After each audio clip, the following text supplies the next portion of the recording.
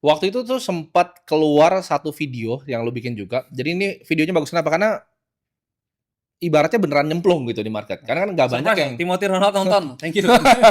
nggak banyak beneran nyemplung dan menurut gua pembahasannya menarik. Gua memang nggak sampai selesai ya. Ya, ya. Cuma mungkin gua tanyain sedikit ya.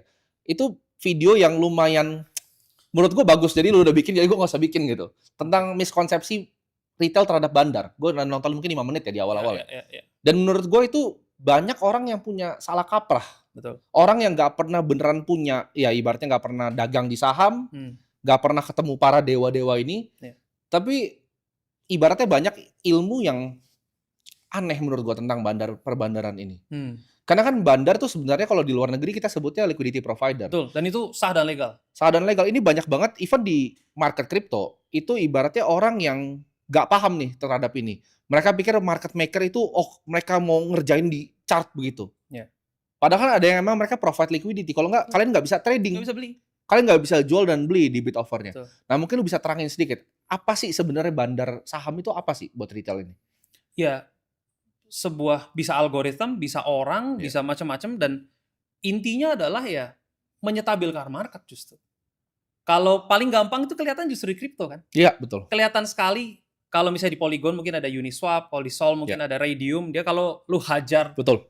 $1 juta nanti dia tekan lagi ke bawah gitu. Itu paling kelihatan di market kripto sebetulnya. Jadi di mana kalau tidak ada itu market menjadi sangat manipulatif justru. Betul. Justru dengan adanya liquidity provider ini akhirnya bisa chart ini bentuknya lebih sehat gitu. Nggak banyak tusuk satenya lah Oke. istilahnya begitu. Oke. Cuman kebanyakan karena bahasa terminologinya udah jelek. Bandar gitu. Orang Ya. kalau dengar bandar apapun, bandar segala macam kata bandar itu seolah-olah jelek. Dan kebetulan terminologi itu nempel di dunia saham gitu. Makanya harusnya jangan bandar gitu, bilangnya Ya. liquidity provider atau market mover. Oke. Nah, kalau bicara ada bandar narik harga saham gitu. Gua balik lagi. Kalau lu ternyata punya uang 10 triliun gitu. Bisa gua tarik. Mau beli gitu kan kayak setriliun pencet gitu, Iya. harganya naik. Iya. Dan apakah salah? Apakah orang ini bandar gitu? Iya bener. Ya tajir aja. Nah, apakah bisa? Karena ada aliran yang bahwa oke ini bandar akan bergerak begini gitu kan. Kita ikutin aja bandarnya. Market ini kan sesuatu yang sangat ya kayak air mungkin ya, dinamis sekali, nggak Betul. bisa dikontrol. Apakah tadi Kevin bilang benar, misalnya nih ada orang nih videografer gue punya 1 T nih, dia mau beli itu kan. Apakah itu diklasifikasikan kah sebagai bandar? Jadi gimana caranya ngelihat ini dengan lebih sehat bahwa market itu nggak bisa kayak begini tuh pasti begini karena gue ada sempat lihat kemarin juga kan ada muncul di TikTok gue ada kelas.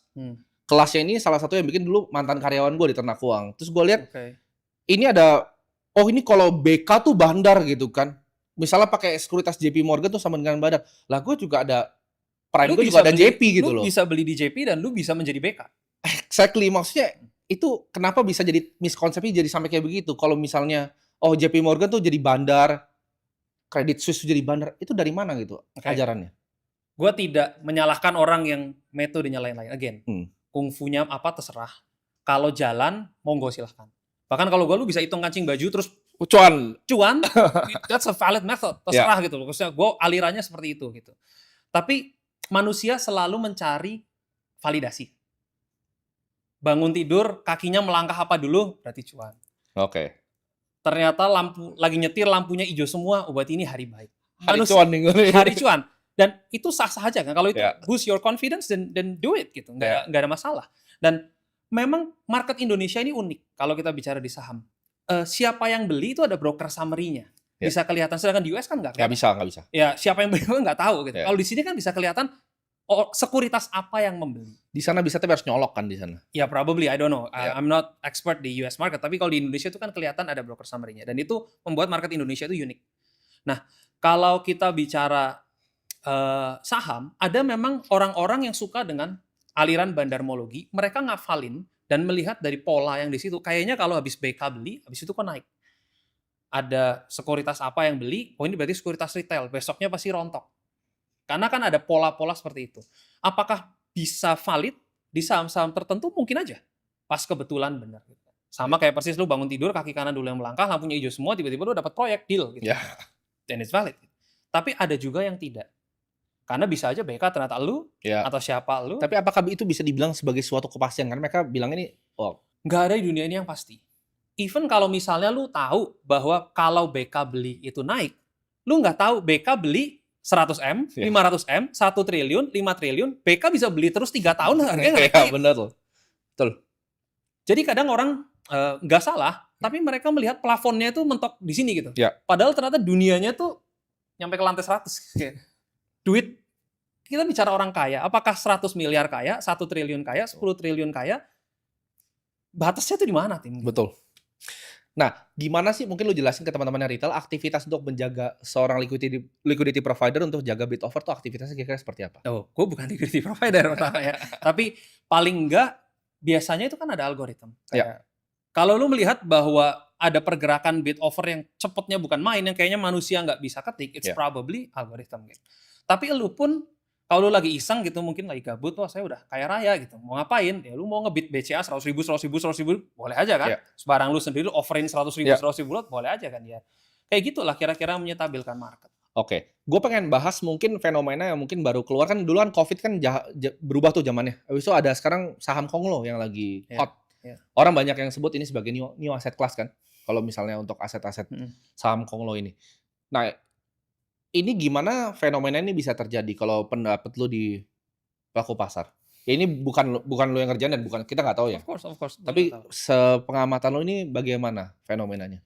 Pertama kan dimulai dari ada satu saham yang dia tuh naik berkali-kali lipat, terus dari situ menghasilkan orang kaya baru dan influencer-influencer baru juga, which is fine. Habis itu kemudian banyak saham-saham yang dikaitkan dengan kepemilikan Konglo, tiba-tiba harganya terbang-terbang semua. Goalnya apa saya nggak tahu. Gitu. Kalau ditanya di sini jawabannya saya nggak tahu.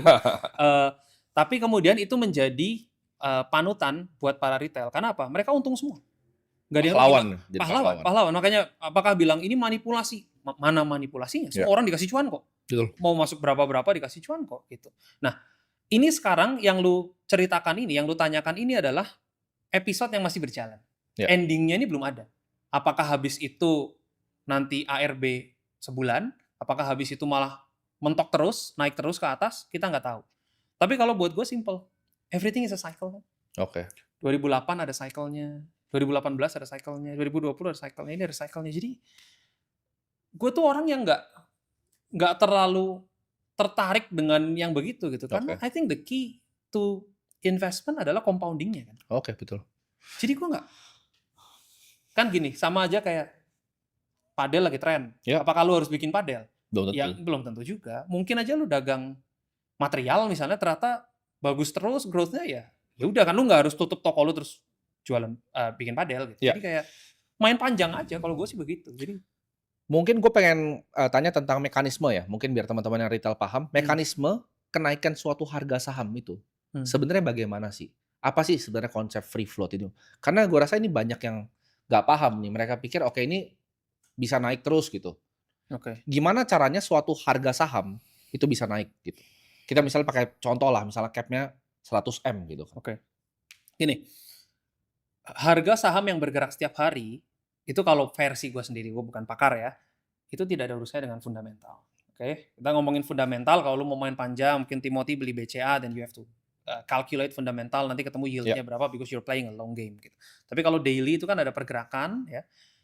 Kalau ada perusahaan yang misalnya laporan keuangannya parah banget lah, minus segala macam. Gitu. Market cap-nya 100 miliar rupiah, which is very small. Terus di situ ada free float-nya 30%. Berarti hanya 30 miliar. Kalau kita berdua beli, yuk iseng-iseng yuk, 15 miliaran gitu. Maka akan jadi 0 gitu kan. Kalau sudah menjadi 0, udah kering barangnya. Sudah kering, ya mau dibikin harga berapapun itu technically bisa. Apakah pasti ownernya manipulasi? Belum tentu. Belum tentu. Bisa aja kita orang yang gabut, betul. Nggak mau ngapa-ngapain 15 eman yuk gitu, pencet tanpa tahu siapa ownernya. Lucu nih kayaknya, itu juga terjadi. Dan banyak yang dimainin juga kan, banyak yang ownernya kan kesel kan. Betul, itu yang gua sebut kalau di terms di YouTube gua tuh baling, bandar keliling. Oke. Kagak ngerti siapa, dateng aja nempel, terus main-main saham orang. Itu juga terjadi. Dan psikologi manusia begitu dia punya duit, dia pasti ingin menguasai. Oke. Wajar. Karena orang pengennya take control kan. Jadi begitu dia merasa kayaknya ini bisa gua mainin, lalu dia akan mencoba mainin dengan berbagai cara dan berbagai apalah gitu. Nah itu yang sebetulnya malah nggak bagus. Dan biasanya saham-saham tersebut adalah saham-saham yang kering dan tidak ada liquidity providernya, right? Iya. Makanya orang bisa mainkan. Makanya kalau gue ditanya, gue adalah orang yang pro liquidity provider. Daripada saham dimanipulasi, Iya. gue lebih percaya saham yang dijaga supaya malah sehat. Gitu.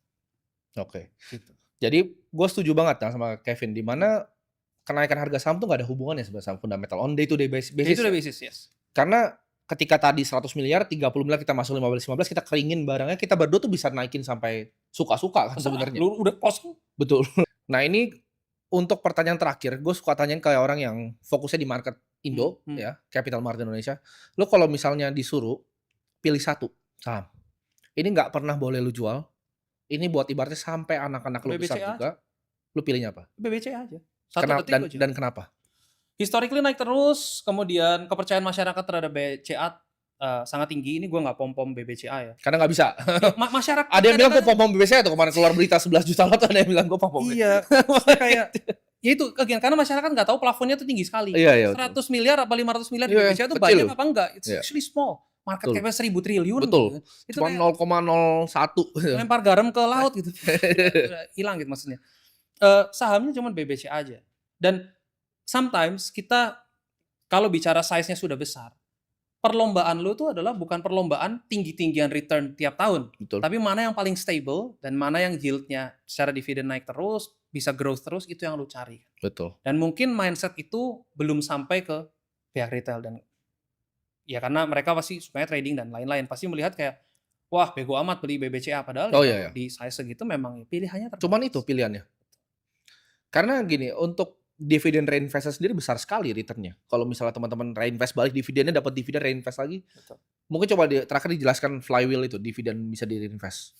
Kan gini, kalau kita mainannya panjang sekali, yield tahunan itu kan bukan yield yang sebenarnya lu dapatkan. Karena average lu itu sudah di bawah. Gitu kan. Jadi kalau apa yang lu dapatkan itu bisa diputar lagi, sebetulnya 3 tahun itu misalnya 5% bukan 15%, tapi kan actually more, 17% sekian. Karena kan gulung terus.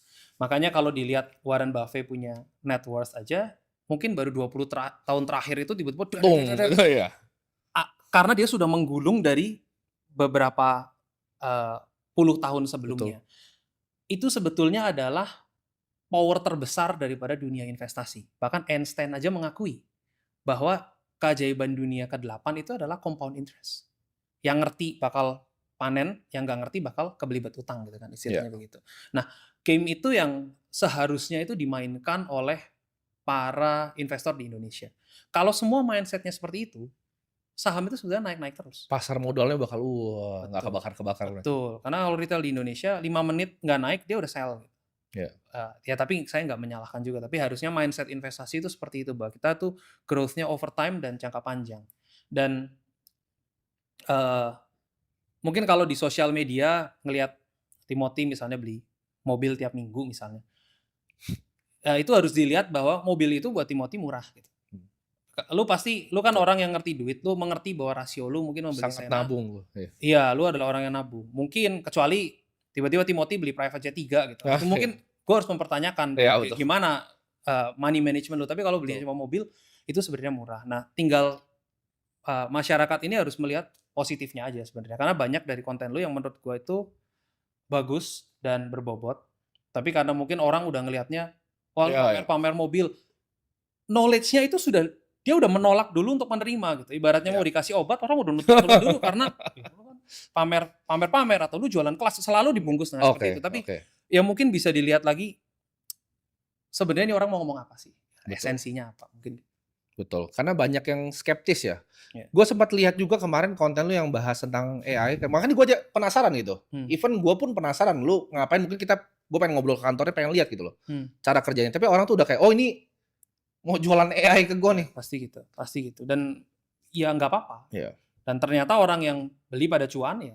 Maksudnya gue nggak mempermasalahkan orang. Dan nggak maksa juga. Nggak maksa. Bener-bener nggak maksa. Dan kalau dihitung sebenarnya harganya murah banget. Karena kalau misalnya lu gabung fund, lu akan kena management fee by percentage. Kalau di sini kan fixed price, jadi kayak ya lu mau suka-suka lu gitu kan. Mau top up berapapun main sendiri silahkan, gue nggak urusin juga gitu. Oke. Thank you banget bro. Thank you, terima kasih udah diundang. Keep in touch tim. Siap.